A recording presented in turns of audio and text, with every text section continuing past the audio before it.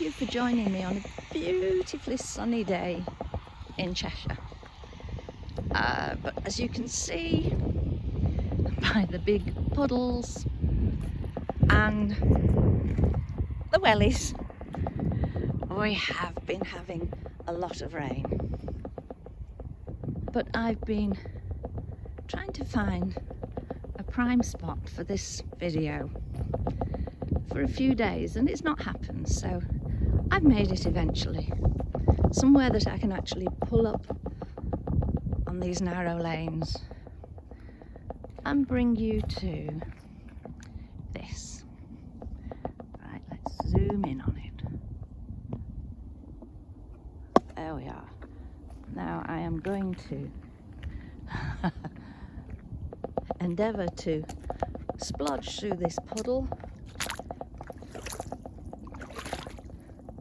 There we are, so that I can get to this gate and lean on and tell you why I really wanted to come here.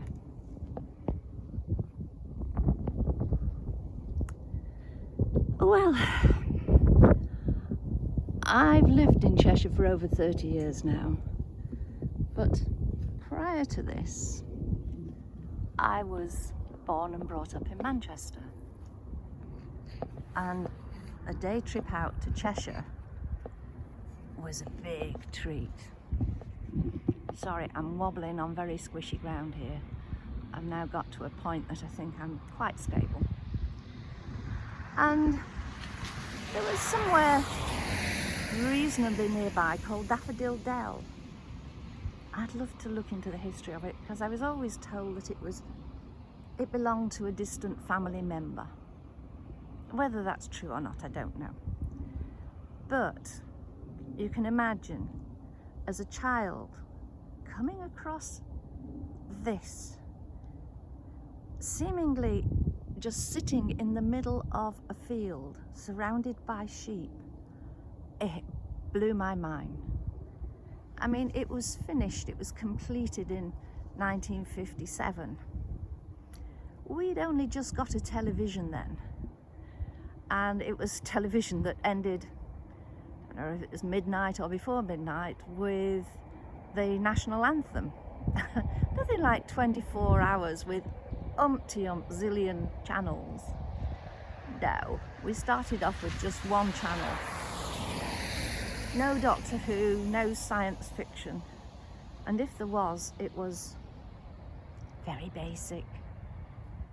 So to see this, wow, it blew my childish mind, and it still does. So what of it? Well, it's part of Jodrell Bank Observatory, which is part of the Manchester University Centre for Astrophysics. And the observatory was actually established in 1945 by Sir Bernard Lovell, after whom this biggest of the dishes is named. And it was set up to investigate cosmic rays. And Sir Bernard, he'd worked during World War II on radar. And since then, it's had an important role in the research of meteorites, quasars, pulsars. I can name the names, but do you know, I've no idea. I know what meteorites are, but as for the quasars and pulsars, I don't know what they are. There are in fact 4 active telescopes. This one, as I say, the Lovell one, is 70 meters in diameter, and it remains the 3rd largest steerable radio telescope in the world, even though it's now getting on. And Jodrell Bank Observatory is now part of the National Merlin, as in, excuse the traffic passing by, multi-element radio interferometer network. Wow, that's a mouthful.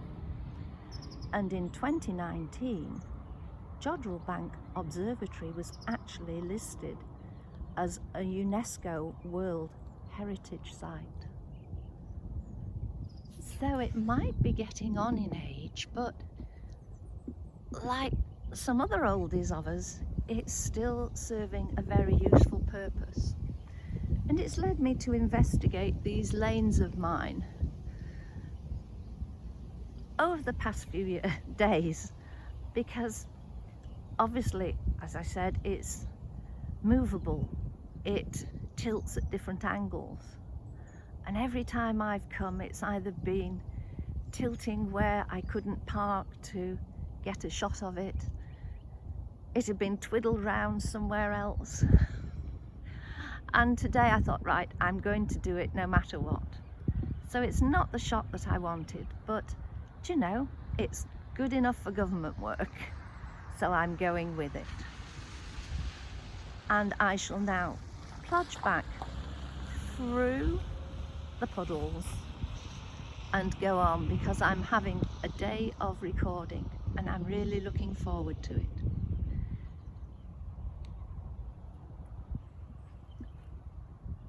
So goodbye, Jodrell.